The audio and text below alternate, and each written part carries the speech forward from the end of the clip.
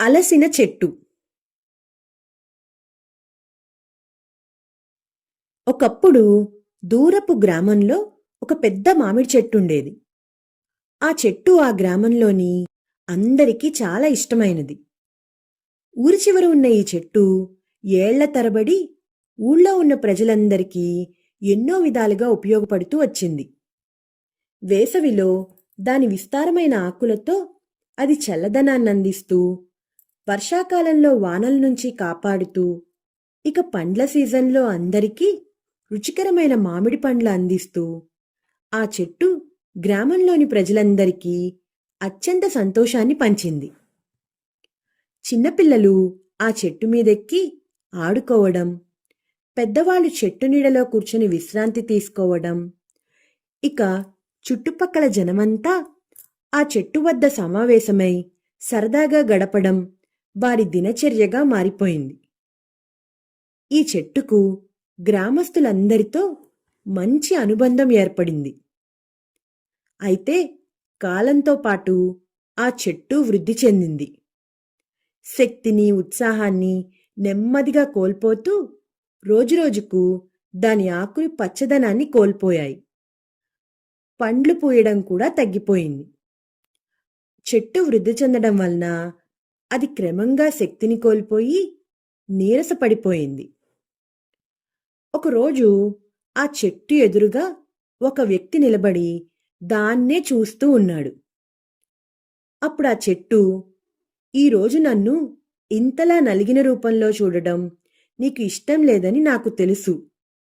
చిన్నప్పటినుంచి నీడనిచ్చి, పండ్లందించి నీకు నేను చాలా సంతోషాన్నిచ్చాను. ఇప్పుడు నా పరిస్థితి ఇంతలా మారిపోయిందని చూస్తున్నప్పుడు నన్ను చూసి నీకు బాధ కలుగుతోందా?" అని అన్నది. ఆ వ్యక్తి ఆ చెట్టు మాటల్ని విని ఒక క్షణం ఆలోచించాడు. చిన్నప్పుడు ఈ చెట్టుపైన ఎక్కి పండ్లు తింటూ ఆ చెట్టు నీడలో ఆటలాడుతూ గడిపిన ఆనంద క్షణాలను గుర్తు తెచ్చుకున్నాడు. అవతనికి ఎంతో మధురమైన జ్ఞాపకాలు. అప్పుడు ఆ కుర్రాడు, "నువ్వు నాకు ఎన్నో మంచి రోజుల్ని అందించావు చెట్టు. నీకు, నీ సేవలకు నేను ఎప్పటికీ రుణపడి ఉంటాను. కానీ ఇప్పుడు నిన్నిలా చూడటం నాకు అస్సలు నచ్చట్లేదు. నిన్ను తిరిగి పచ్చని చెట్టుగా మారుస్తాను. నీకు నీరు పోస్తాను, ఎరువులు వేస్తాను. నేను నిత్యం చూసుకుంటాను నిన్ను" అని అన్నాడు. ఆ వ్యక్తి అన్నట్టుగానే తన మాటను నిలబెట్టుకున్నాడు. ప్రతిరోజు ఆ చెట్టు వద్దకు వచ్చి దానికి క్రమంగా నీరు పోశాడు. శ్రద్ధగా ఎరువులు వేశాడు. మిగిలిన ఎండిన ఆకులను తొలగించి చెట్టుని శుభ్రం చేశాడు. అతని కృషి వలన కొద్ది నెలల్లోనే ఆ చెట్టు మళ్లీ పచ్చగా మారింది. చెట్టు మామిడి పండ్లు కాస్తోంది. పూలతో పాటు కొత్త ఆకులు కూడా చిగురించాయి. గ్రామస్తులు మళ్లీ ఆ చెట్టును చూసి ఎంతో సంతోషపడ్డారు. వారు మళ్లీ చెట్టు వద్దకు చేరి దాని చల్లదనాన్ని ఆస్వాదిస్తూ, పండ్లు తింటూ తమ బాల్యం నాటి అనుభవాలను మళ్లీ ఆస్వాదించారు. అప్పుడు ఆ చెట్టు ఆ వ్యక్తిని చూసి ఇలా పలికింది, "నాకు నీ ప్రేమ, నీ శ్రద్ధ, నీ కృషి వలన ఈరోజు మళ్లీ పచ్చగా ఉండగలిగాను. నువ్వు చేసిన సహాయం నాకు జీవితాన్ని తిరిగి ఇచ్చింది. నీకెంతో కృతజ్ఞతలు. నీకున్న దయ వల్లనే నేను మళ్లీ అందరికీ సేవ చేయగలుగుతున్నాను" అన్నది. అప్పుడు ఆ కుర్రాడు, "నువ్వు చిన్నప్పుడు నాకు ఎన్నో మధురమైన జ్ఞాపకాలిచ్చావు. అందుకే నువ్వు వృద్ధి చెందినప్పుడు నీకు నేను చేయాల్సిన సహాయం నేను చెయ్యాలని భావించాను.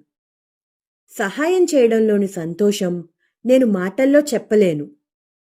ఇప్పుడు నువ్వు మళ్లీ అందరికీ ఉపయోగపడడం చూస్తే నాకెంతో ఆనందం కలుగుతోంది" అన్నాడు.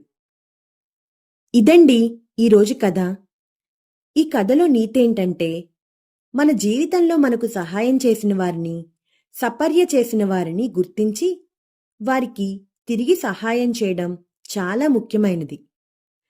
సమయం గడిచాక వారి పరిస్థితిని మనం గుర్తించి వారికి మనం చేసే సహాయం ఒక నిజమైన కర్తవ్యంగా ఉంటుంది. మనం చేసే ప్రతి చిన్న సహాయం కూడా వారికి గొప్ప ఉపయోగం కలిగించవచ్చు. వారిని మళ్ళీ పునరుద్ధరించవచ్చు. ఈ కథ మీకోసంలో ఈ కథ మీకు నచ్చిందా పిల్లలు? నచ్చినట్టయితే లైక్ చేయండి, షేర్ చేయండి, కామెంట్ చేయండి, ఇంకా సబ్స్క్రైబ్ కూడా చేసుకోండి. గంట కొట్టని వాళ్ళు కూడా గంట కూడా కొట్టండి.